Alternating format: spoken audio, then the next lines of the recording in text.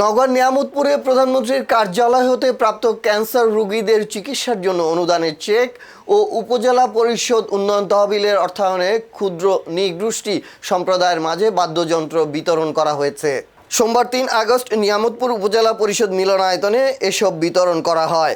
উপজেলা নির্বাহী কর্মকর্তা মুর্শিদা খাতুনের সভাপতিত্বে অনুদানের চেক ও বাদ্যযন্ত্র বিতরণ অনুষ্ঠানে প্রধান অতিথি ছিলেন নওগাঁ ১ আসনের সংসদ সদস্য মোস্তাফিজুর রহমান।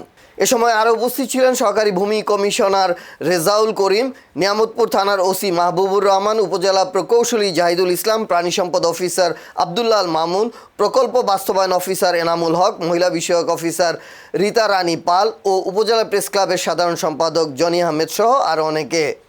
পরে উপজেলা পরিষদের আইন শৃঙ্খলা ও মাসিক সভা অনুষ্ঠিত হয়।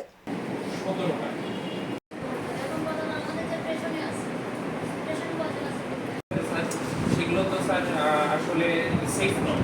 এগুলো আসলে আমাদের মোট প্যাথোলজিক্যাল পরীক্ষা আমরা জোন হিসাব করে এখানে দেওয়া হচ্ছে ১০০০। আচ্ছা, আমাদের যে ৬ জন মসজিদের মধ্যে ছিল স্যার ওখানে আমরা